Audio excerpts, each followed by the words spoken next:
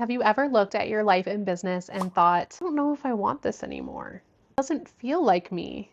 I know I'm not who I've been, but I also don't necessarily feel like I'm who I am becoming yet either. And then congratulations, because you are in a rebirth.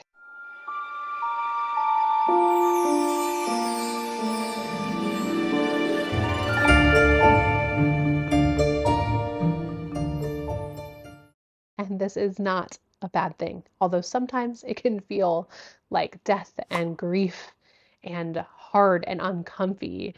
But this is the beautiful time for you to create some lasting change in your life. A lot of people start to think something is wrong when they start to have these feelings, but this simply means you're being redirected to the right path.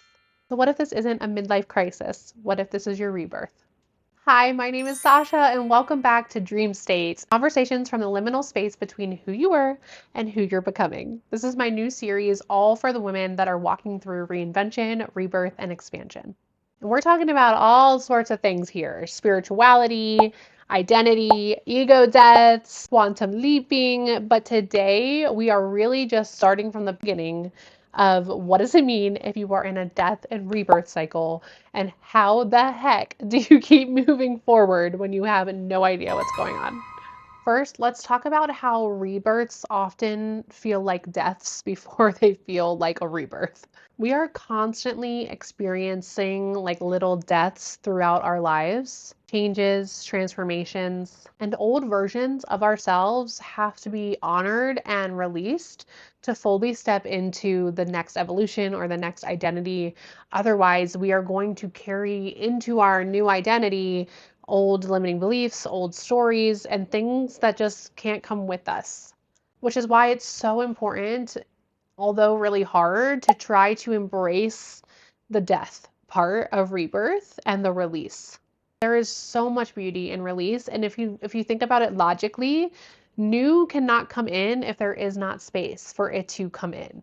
We have to make space for the new. And sometimes the new is so big and so different that it couldn't possibly exist on the same timeline that we were on before. So death and grief and release is probably one of the most important parts of rebirth, and it's definitely the first part of rebirth. So in a second, I'm going to walk through the different kind of categories that you should be looking at if you're ready to step into a new identity, whether it's in your life or in your business. And honestly, those two things go hand in hand. So either way, you should be looking at all of these different categories of where you need to let things go. But first, I want to talk about grief, because it can sometimes feel like we are abandoning a part of ourselves because we're basically saying, hey, you are no longer good enough for where I want to go. But if you look at that way, of course it's going to feel like grief. So what I want you to do instead is change that grief to honor and gratitude. So I want you to really begin to sit with those old versions of yourself. That literally close your eyes, visualize them sitting in front of you, and I want you just to thank them. And I want you to hear what they need you to know. What wisdom do they have for you? Because there are things we need to let go of, but there is lessons and wisdom that we of course want to take with us. And so I think if we focus more on the wisdom and the lessons, and it's like alchemized into something really beautiful. Okay, but let's start to look at what are the different categories that we can look at when we're moving through an identity rebirth of where do we need to release or let things go. First one are your beliefs. Your beliefs are actually the foundation of literally everything. If you are trying to take action towards something new, but your belief about it is still stuck in the old world, then your action will not manifest fully into fruition, because your belief is going to literally be pulling it back constantly. So we really want to start at what are the limiting beliefs that are keeping us from going forward. Let me give you an example of this. One limiting belief, let's say if you want to build $1 million business, Maybe one of your limiting beliefs is that money is hard, or you always just have enough. You're never in overflow. And that belief might have been built from an old version of you where that was proven to be true because of whatever circumstances you were in. Money felt like you had to hustle and deplete and sacrifice your own boundaries to get it. And so it's easy to carry that belief into a new identity. And then you'll find yourself doing something new, building a new business, but you're still building it from a place of hustle and no boundaries. So let's tackle the belief first. First step is just the awareness and identifying that that belief exists. And then looking at where did that belief come from? That belief may have come from something that happened to you in your life, or it may have come from something you saw growing up in how your parents acted or how you were raised. It might even be something from your ancestry that you're carrying that is no longer yours to carry. And I truly believe until we have awareness of the limiting belief, where it came from, it's going to be really hard to truly let it go. So that's just the first category, beliefs. Your second category are your habits and routines. Now, after our beliefs, if you think of beliefs as the foundation, the next thing are our habits and routines, because our habits and routines are things that we are doing every day or consistently that shape who we are and how we're showing up in the world. So if your habits or routines aren't aligned with this new identity, you're still having habits from the old identity, you simply won't be able to create that new identity on a consistent basis, or you're going to have a much longer, harder time doing that. As an example, let's say this new identity you're stepping into is a powerhouse life coach with strong boundaries. Now let's see if your morning routine matches that. Let's say every single day, as soon as you wake up, you check your phone and you start to scroll. You start to see what emails you have, what messages you have, and you're sitting in bed and you're going through all of this, and your mind is literally starting to race and getting anxiety about all the things that you need to do for other people. It's a very common habit or routine that people have. Does waking up first thing in the morning, looking towards what everyone else wants from you, feel like a habit or a routine that is aligned with a powerhouse life coach with boundaries? No. So we have to be really real about what are we doing consistently every day or every week that's not aligned with who we're becoming. And once you're clear on what those things are to release, instead of just focusing on what you need to let go of or things you need to change, focus on what you're going to replace them with. Because once you replace them with something, it's almost impossible to focus on what you lost because you're just focused on what you're doing instead. Your new habit and routine is going to be that your phone stays out of the bedroom so that when you wake up, the first hour of your day is with no screen time whatsoever. This is just an example, but we all have different kind of habits or routines that aren't really helping us fulfill that new identity. The next category I want you to look at when it comes to things to release are your relationships. This could be a friendship, it could be a romantic relationship, it could be your family, it could be a business partner, mentors. What relationships are no longer serving you can be one of the hardest categories. And trust me, I get it. But who you surround yourself with and their energy totally impacts who you become and how you show up every single day. Now, also important with relationships when you're talking about releasing them is more so like you could also frame it as what boundaries need to go into place. Because I'm not telling everyone that you need to cut off your annoying toxic sister or that you need to cut off a friendship completely. I mean, maybe that's the case, but also maybe it just actually is more about you and how you are responding to people, what boundaries you have with them, because we have to remember when it comes to relationships, no one can ever take your power away. You can only give it away. So yes, there may be some relationships that you need to completely discard or move away from. There are others that probably just need a little tweak, a boundary, or maybe a hard conversation needs to be had. But if while I'm talking about this, there are one or two names that are popping up in your head, that is your intuition, that is your womb speaking to you. Listen, that there's definitely something that needs to happen there. And the last category, obviously, if you're a business owner, we need to look at the things in your business or your career that no longer feel aligned with who you're becoming. So there's kind of some subcategories under here, but maybe your messaging no longer fits, maybe your ideal client no longer fits, maybe your offers no longer fit. Maybe your marketing strategy and branding no longer fits. It's just time to like kind of evaluate and audit your entire business strategy and brand and just see what needs to be released. Or maybe even there are things that you are spending a lot of time on. So it could actually be a really good exercise for you to audit where you are spending your energy and your time, and then looking at like what of those things are actually bringing like the results or making you feel fulfilled in your soul purpose and what doesn't. It is really easy for us to bog ourselves down with things to do that actually aren't moving the needle.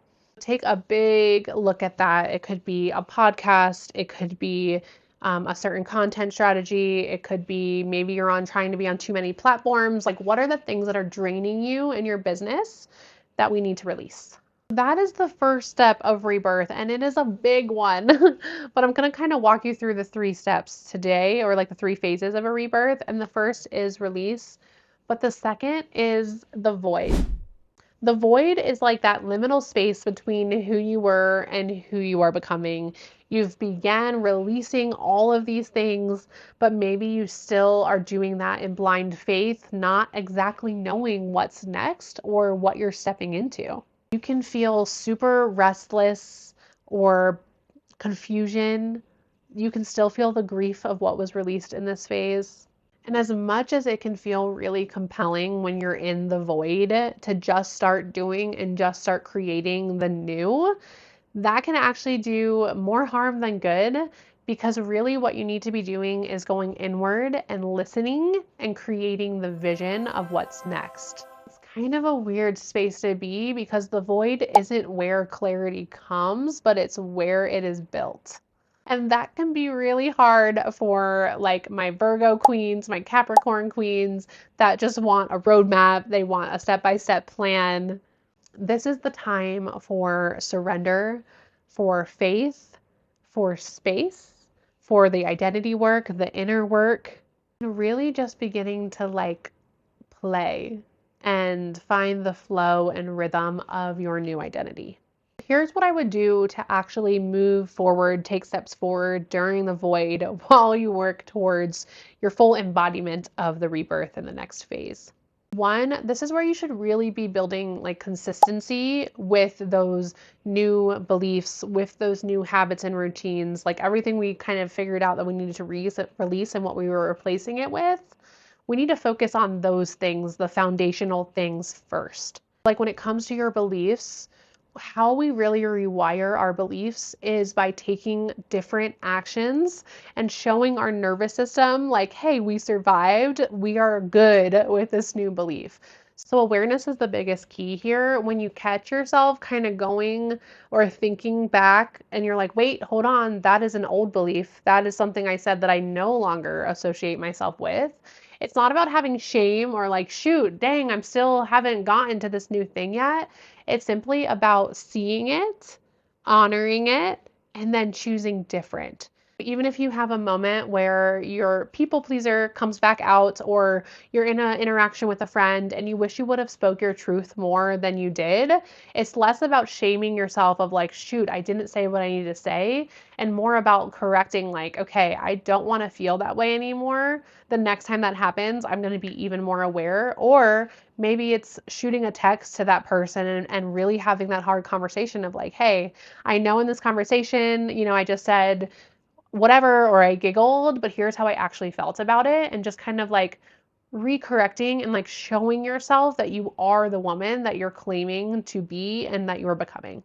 And then obviously when it comes to like your habits and routines, like really starting to put those things into place and showing up as that new version of yourself now before you know the vision of what it's going to create. Because just being in that energy, just changing the way, like you're just going to have more headspace, more energy. If you're not scrolling your phone as soon as you wake up in the morning, you're now starting your day off completely different and you're going to be in a different energy. So it's more about like setting yourself up for what you want to create energetically, even if you don't know what it is. As it comes to your business, it can be really easy when you're in the void to be like, well, I need to rebrand and I need to change everything and just kind of like jump in and start doing it. When really, I think you should kind of divide up your time in your business. Half of your time should be going to what I would call like floor offers. and like making sure things are still kind of like running and going so that you still have the financial stability that you need in your business, while the other 50% should be on, creation and brainstorming and vision casting and playing and experimenting with new things. Floor offer is an offer that doesn't take a lot of energy or new marketing. You don't have to create some big new thing that's going to take up all of your energy. It's something that you can like reuse something you already have or something that's easy to sell. It doesn't take a whole lot of planning. Let me give you an example. Let's say we have a business coach who is stepping into this evolution and this next identity as an interior designer. Okay, those are two very different businesses, but making that switch for some people, maybe they could just shut down their business and start brand new. Maybe they have the financial support of a partner or something else or savings or whatever, but maybe you're not in a place to do that and maybe you don't want to do that. So an example of a floor offer would be like a business coach who has a digital course that they can start to promote more that's already done. It won't take their energy to go service it or change anything. It's already done and they can put it on flash sale or whatever to increase the revenue that's coming from that thing or put new ads behind it or something like that. Or maybe instead of as a business coach, if you've been running retreats or group programs that take a lot of energy and time to market, but also, be in service to, maybe you don't do those right now. And instead you offer one-on-one VIP days that people have already said that they're interested in. And you can go to past clients and see if they'd like to add on another VIP day where it only takes a day of your time. It is a high ticket offer. So if you only sell a couple of those in a month, then you'll be in a fine place revenue wise. These are just examples. But you really want to look at offers that don't take a lot of new energy. It's something that you can just go back to or is easy for you to sustain while you spend the other 35 to 50% of your time in the brainstorming, vision casting space, or you start to experiment with creating something new or creating a new website for this new business. I really feel like it is almost impossible sometimes to create and be creative in our new identity if 99% of our time and our energy is still being spent to build and try to grow the business that we're trying to evolve from. So basically here, this is going to be personalized for everyone of what that looks like, of what that transition looks like. So come up with a financial plan and a business strategy. Slowly but surely, you will realize that you have moved from the void phase into the embody phase. The embody phase is where you really feel like you are showing up as the woman that is your next evolved identity. And what I love about the embody phase is it's still not going to be linear. It's still not just like, oh, well, we figured it out and now we're going. You're still going to have moments where your old identity, where your subconscious is going to be like, wait, I kind of feel safer back over here. Let me see if I can kind of bring you back a little bit. And you might find yourself still needing to make those embodiment choices every single day. But what I love about like just time and consistency and how human nature and psychology works is the more that you continue to choose those beliefs, those new habits, those new relationships, you will literally like look back one day and be like, oh, I jumped timelines. I'm a completely different person. You'll probably look different, you'll feel different, and it just kind of gradually happens. And it's really beautiful when we release the outcome of when exactly that is going to happen. When it comes to embodiment, I think it's more about those decisions that you make every single day and feeling really good about who you are and the decisions you're making. And the more that you just focus on those micro moments, the more that the big picture will fully land for you. Also, something that I think is really fun about the embodiment phase is if we can really lean into surrender and play and experimentation and finding joy in the new, we are going to be on such a different frequency than if we're just like always trying to force, control, figure out. So the more fun and play that you can have here when it comes to creating new offers or creating new content, not taking yourself so seriously, or maybe not committing to something so big first. Like, how can we take little baby steps that feel fun and feel like ease and grace instead of like forcing or pressure? When it comes to experimentation, I want you to just try the new offer. Get a couple of people in, see how it feels. Give yourself permission to evolve and change it. You don't need to make a big announcement. Just keep kind of like going with your own rhythm and evolution. Post the content. Say the thing that feels a little bit scary and feels a little bit like uncomfy. Just start to experiment with how you want to show up differently on video in your content. Don't force, don't do what everyone else is doing. Don't feel like you have to follow all the trends. A true new identity is born in those unique moments and in your thought leadership, not in chasing trends. So ask yourself, how can you get more honest in the embodiment phase? How can you stop performing, take off the mask? How can we be more honest and authentic? So play with your fashion, play with your style, wear the thing that feels like the next identity, have the hard conversation you need to have, set the boundary that you need to set, take the life-changing trip, do the fun things, go to a networking event or something in your local community that will be aligned with those people that you want to bring in that might feel a little out of your comfort zone. Ultimately, let yourself want something different. Let yourself see people from that past version or that past life, that past timeline. Let them continue to go the path they're going and let it be okay that you're going a separate, different path. Anytime you come across something that you have to make a decision, simply ask, does this still feel like me? Trust me, even in the embodiment phase, I know I said this before, but I want to end and reiterate this. There will still be resistance in the embodiment phase. There will still be fear. There will still be times that your old identity is trying to pull you back. It's simply how you choose different that shows that you are in the next phase already. You are in this next phase and you're still feeling these moments of discomfort, know that that does not mean that you are back on the wrong path. Sometimes it simply means that you are in a new way of being that your nervous system hasn't learned yet. And the more that you can find safety in your body, in yourself, in those moments, the more your nervous system will like exhale in this new embodiment and be like, okay, I have arrived. I am here. It's okay. And you'll know that the rebirth has really finally landed when you no longer have to think about these things.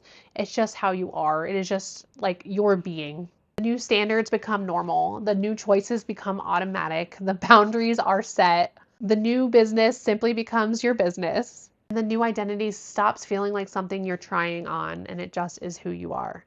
I promise you, you are closer than you think. I'm so honored to help you in any way on your rebirth journey.